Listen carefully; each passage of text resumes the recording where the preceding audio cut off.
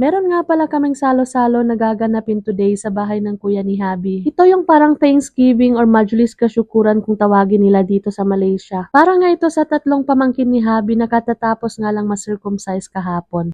Salam guys! Nasa trabaho pa nga si Habi sa mga oras na ito at wala nga siyang dialysis for today. At dahil nga malapit ng lunchtime at alam kong uuwi na nga si Habi maya-maya nga lang, ay sinimulan ko na nga magluto ng uulamin namin sa tanghalian. Nagluto nga lang ako nitong napakasimpleng sweet and sour na hipon. Ito pa nga pala yung natira sa hipon na binili ko nung nakaraang araw. Dahil nga namatayan na naman kami ng tubig ngayong araw ay ito nga lang yung lulutuin ko para mas mabilis. Tamang-tama nga nang malapit na akong matapos sa pagluluto ay dumating na nga rin si Habi. Eto nga at may dala pang ang pasalubong sa akin galing sa opisina nila. Ilang araw na lang kasi ay Chinese New Year na kaya marami nang nagbibigay ng ponkan. Dahil binigyan nga raw sila ng marami sa office kaya dinalhan niya na rin ako. Sobrang dami pa nga niyan guys at hindi ko na nga binuksan lahat ng plastic. May pa-chocolate pa nga rin kasama guys. Kaya naman thank you so much sa nagbigay nito. Pagkatapos nga ay naghain na nga rin ako at nang makakain na nga kami ni Habi. Nagdoa na nga muna kami before kami kumain para magpasalamat sa biyayang nasa harapan namin. At muntik ko nang makalimutan na ngayong araw pala yung Majlis Kasyukuran ng mga pamangkin ni Habi. Kaya naman ang akala nga ni Habi ay dadaanan niya na lang nga ako sa bahay pagkatapos ay dumiretso na sa bahay ng kuya niya. Pero nakaluto na nga ako kaya naman kumain na nga lang kami muna. 2:00 pa naman yung mismong oras ng prayer at 12:00 pa nga lang sa mga oras na ito. Sinabi ko na rin kay Habi na kung gusto niya ay mamaya na nga lang namin kainin itong mga niluto ko. Pero nung makita niya nga na hipon yung niluto kong ulam ay hindi niya na pinalampas dahil paboritong-paborito nga ito ni Habi ang hipon. Sabi niya pa nga ay hindi na nga lang daw siya kakain mamaya. Kaya naman nagsandok na rin ako kaagad at nang makakain na nga kami. At nang matapos ko na nga ang mga gawain ko ay gumayak na nga rin kami papunta sa bahay ng kuya ni Habi. Malapit lang naman din sa tinitirhan namin yung bahay ng kuya ni Habi. Nasa 5 to 10 minutes nga lang papunta doon. At pagkaratingan namin doon ay kasisimula nga lang ng prayer. Ayan nga pala ang biras ko at nakikipagkulitan pa. Tinulungan ko na nga rin sila dito sa kusina dahil marami-rami rin ang mga gawain. At tinimplahan ko na nga rin muna ng mainit na inumin si Habi. Dahil ito ngang si Habi kahit mainit yung panahon ay mainit na inumin pa rin yung hinahanap. Nang matapos na nga ang prayer ay tinulungan ko na nga itong ate ni Habi para kargahin itong kanin sa labas. Pagkatapos ay isa-isa na nga rin namin sinandukan ng kanin at mga ulam ang mga bisita. Mga pamilya at relatives lang naman lahat nila Habi yung nandito guys. At every time nga na may mga ganitong pagtitipon ay nagtutulong-tulong na nga rin kami lahat. Sobrang nakakatuwa nga ang ganitong klaseng mga pagtitipon dahil nakakapag-bonding na rin pagkatapos ng prayer. Eto nga at pagkatapos nga naming masandukan lahat ay nagsandok na nga rin kami para sa mga sarili namin. Sabi ko nga ay hindi na muna ako kakain kasi nga busog na busog pa kami ni Habi. Nag-insist naman yung biras ko at sinabing sumabay na nga rin daw ako sa kanila. Kaya naman napakain na rin ako. Pero si Habi ay hindi nga talaga kumain kasi nga busog na busog pa nga siya. At habang kumakain nga ako dyan ay etong isang pamangkin nga ni Habi ay lumapit sa akin. Dinala niya pa nga yung plato niya at umupo na nga rin dito sa tabi ko. Siguro nga ay namimiss na ako ng batang ito. Kasama nga namin sila nakatira dati doon sa bahay nila Habi. At nung andun pa nga kami nakatira ay ako nga palagi yung nagpapatulog sa kanya simula pa nung baby pa siya. Kaya naman kanina nang makita niya nga ako ay agad na nga siyang lumapit. Ayan at may pasandal pa nga ng kamay niya habang kumakain. Habang kumakain nga kami dyan ay sabay nagkwekwentuhan nga kami ng mga biras ko at ng mga hipag ko. Sa mga ganitong pagkakataon nga kami nakakapagbanding ng mahaba-haba. Dahil nga halos lahat kami ay busy sa kanya-kanyang mga trabaho. At yung iba pa nga ay malalayo yung mga lugar na pinagtatrabahuan nila. Kaya naman kadalasan na siniset yung mga ganitong pagtitipon kapag holiday. Dahil tamang-tama at umuwi sila dito for day off. At ito nga rin yung biyanan ko at nagbabanding rin kasama ng mga kapatid niya. Habang kami naman dito sa kabila ay iba rin ang topic. Sobrang nakakatuwa lang talaga yung mga ganitong moments, di ba guys? Yung sa kahit anong busy nating lahat sa mga buhay natin at mga trabaho natin, ay may oras din para sa ganitong pagkakataon kung saan nagsasama-sama ang magpamilya. Sa ganitong pagkakataon nga rin ay sobrang namimiss ko ang pamilya ko sa Pilipinas. Di bale, Inshallah, balang araw dyan na naman kami sa Pilipinas magtitipon-tipon. At yan ngang tatlong batang nasa gilid ang mga pamangkin ni Habi na bagong circumcised or bagong tuli kung tawagin dyan sa atin. Yung iba nga pala ay maaga nang nagpaalam kasi nga may mga trabaho pa. At ito nga yung itsura ng kusina guys pagkatapos kumain ng lahat. Pagtutulungan nga naming linisin yan para mabilis. Ito nga at tumambay-tambay na nga muna ako dito sa may likuran habang hinihintay ko nga yung mga tutulungan ko. At ito na nga at pinagtulungan na nga namin lahat ng mga trabaho. dito nga sa kanila nila Habi ay walang pabor-pabor guys. Kahit na teacher ka, nurse, doktor or iba pa ay walang pinipili. Lahat ay nagtutulungan para nga madaling matapos yung trabaho. At kapag nga natapos namin ng mabilis ay may time pa nga kami para mag-bonding. Kahit pa nga itong ginagawa namin ngayon ay bonding na nga rin para sa amin. Kanya-kanya na nga rin kaming nakatoka dyan. At yung sa akin nga itong pag-aalis nga ng mga tira-tirang pagkain sa plato. May taga-sabon at iba rin yung taga-banlaw. Doon naman sa labas ay yung mga malalaking lagayan. Diyan nga sa Pinas ay napapansin ko sa tuwing may okasyon ay kasali pati yung mga matatanda sa paglilinis at paghuhugas ng plato. Pero dito nga kina Habi ay hindi talaga nila pinapasali yung mga nakakatanda nila. Kaya naman sobrang naa-amaze nga ako dito sa mga pamilya ni Habi. Dahil kahit ano pa nga yung mga narating na nila sa buhay at kahit na puro professionals na nga silang lahat, ay nananatili pa rin silang humble at ang taas ng mga respeto nila sa mga magulang nila. Kaya na rin siguro ay pinagpala sila ng ganun. Pagkatapos ngang mahugasan lahat ng mga plato, ay agad na nga rin pinatuyo para ma-arrange na nga rin kaagad. At ito nga rin dalawa ay mga pinsan nga rin ni Habi na nag-aaral pa. Paglabas ko nga dito sa sala ay nakita ko itong si Habi at ang kuya niya na naglalambing sa mama nila. And fast forward, pagkatapos ng isang oras na mahigit, ay nagyaya na nga rin si Habi na umuwi. Idadaan na nga rin namin itong biras ko sa bahay nila dahil nasa trabaho pa nga yung asawa niya. Matatagalan pa kasi kapag hinintay niya. At dahil isang daanan na nga lang kami kaya sumabay na nga siya sa amin. At pagkahatid nga ay dumiretso na nga kami pa uwi ni Habi. And that's all for today. Thank you for watching. See you on my next vlog.